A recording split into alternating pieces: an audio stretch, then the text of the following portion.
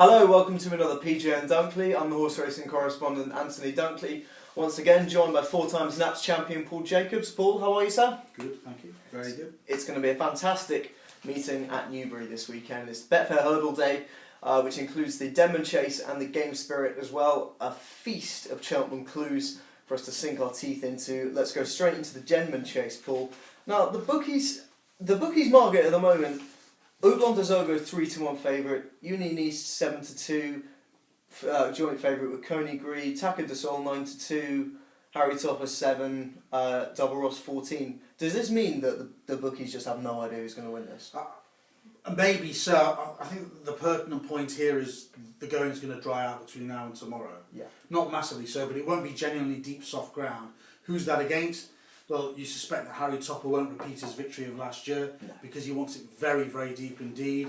You'd expect that Oublon des Ogres will be suited by the run of the race with Coney Gree making the running with Double Ross. I think they'll go a fair pace, but I think he needs more of a test of stamina, especially at this conditions race level as well. Takin de Soy, we don't know what to expect from him. Cheltenham Festival winner maybe, but He's been so off the ball. it was awful. He jumped awfully in the Betfair Chase, and he was my selection for the Betfair Chase. And I don't know what to expect, but John Joe's horses are in a lot better form. Yeah.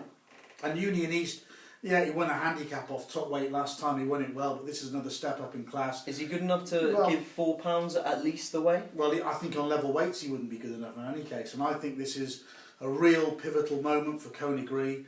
I think he'll try and make all. If he jumps as well as he did last time, I think he'll win. He was very impressive. He's got a motor inside. A lot of people would say, well, is he better over 2.5 with giving the ground rather than 3? I think, Richard Johnston is very good at setting the right fractions out in front and getting the race right as far as pace is concerned. There are question marks about every one of them, but I think if he doesn't go too quick, because that will play into the hand of Oublon des Ogres, who wants a real test of stamina at this kind of level. I mean, the ground he's made up in the Hennessy and also in Ascot when he's won the big Silver Cup there twice. Basically tells you that he probably wants 3.5 miles at this level, and he probably wants 4 miles in Gold Cup company with giving the ground. But if Coney Gree, if the fractions are right, and Richard can dictate from the front, and he's not spoilt by Double Ross, and that is a possibility. I think he's a fair enough price at 7-2. Very interesting, Paul. And if we thought the betting proposition in the Denman Chase was difficult, look at the Game Spirit. I mean, we're given 4-5 about reigning champion chaser Sara de Grugy coming back and making a winning seasonal debut. We got Mr. Mole in second favourite, one of the most difficult horses in training, who seems to maybe finally be back on track. Uxizondra doesn't yet have a declared jockey, but 5-1. Upsilon Bleu 12-1 and Karinga Dancer 25s. 4-5 about a horse we haven't seen for 287 days, Paul. And Gary Moore thinks he's going to need the run, and you'd expect him to need the run as well, This is not his primary concern, despite it being a £50,000 race, it'd be nice to win for connections, but it's all about defending the Queen Mother Champion Chase in just over a month's time. And the makeup of this race is quite interesting. Uxizandra is bound to go off in front, he'll try and make all, and I think that basically will make the race fall into the lap of Mr. Mole. Now, he is a character. He did have the Timeform squiggle for a long, long time. He seems to have turned over a new leaf. I think Tony McCoy will be instructed to sit in behind Uxizandra, get a really nice lead from him, get him jumping from fence to fence. And we know he's got any amount of ability, amount of natural ability. He's a hugely talented horse. And if this race didn't have a front runner in it, he probably would have gone on himself. But the fact that he's going to get a lead, I think a flat track suits him really nicely.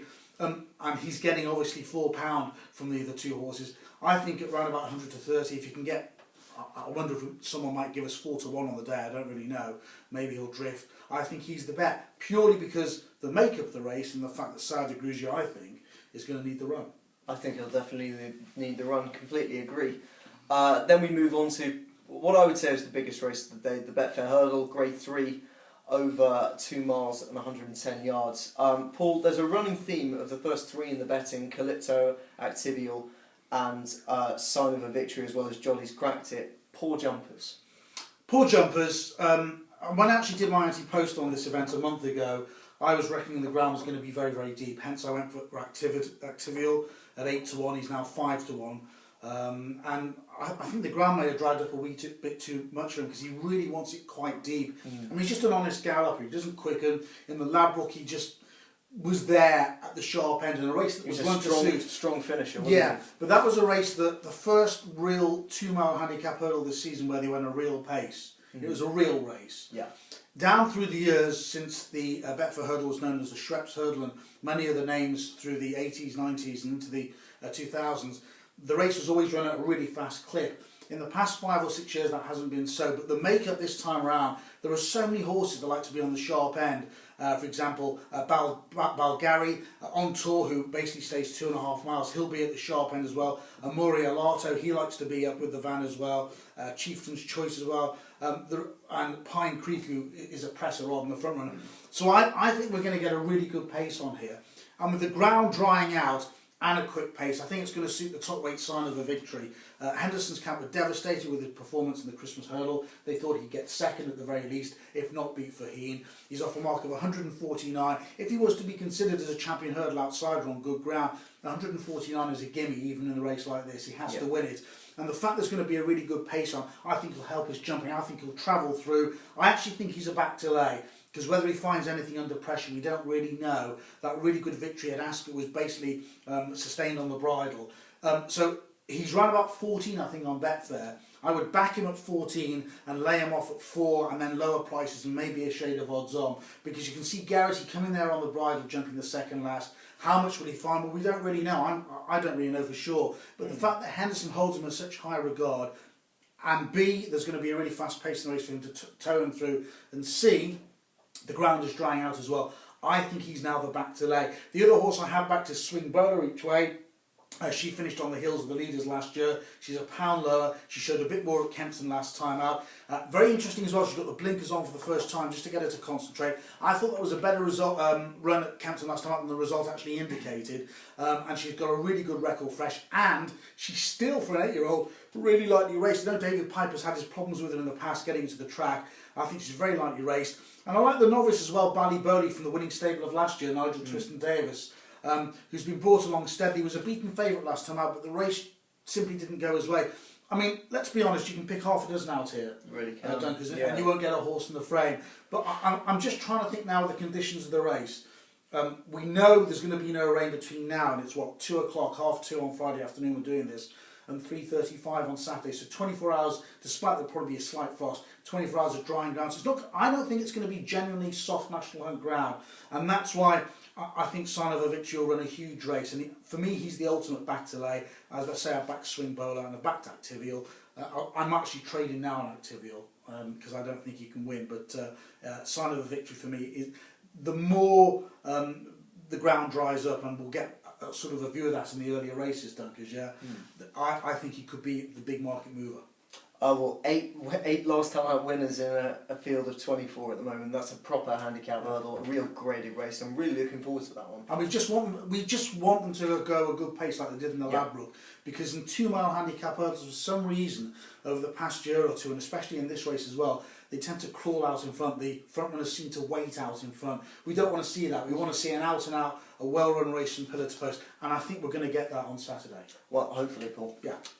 That's it from us. Actually, Paul, I know you want to say a few words about your on-site previews. You might have one for Ireland on Sunday. Yeah, I mean, I think Ireland is really interesting. Our Irish correspondent, Eamon Hanlon, is going to look at the big card there. It really is tremendous. The Deloitte Hurdle is superb. We still don't know who's going to ride all the Willie Mullins horses and which ones are actually going to run.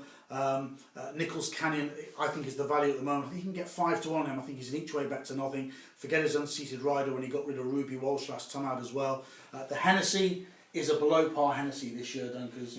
And I have actually done an anti-post column on that. I think Foxrock is a horse that can take that jump up from handicap company to graded company. I wrote the column a couple of weeks ago and he was 7 or 8 to 1, and he's now down to 5 to 1. I think 5 to 1 is too short.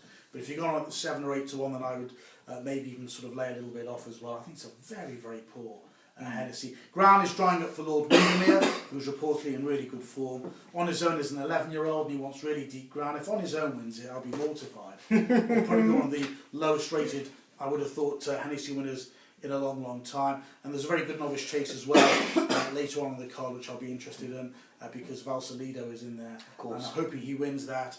And therefore, I hope he's going to be confirmed for the JLT, because when he won the Drimore, immediately afterwards, Willie Mullins said, almost intimated, he'll be an RSA horse. But the markets are suggesting now he will run in the JLT.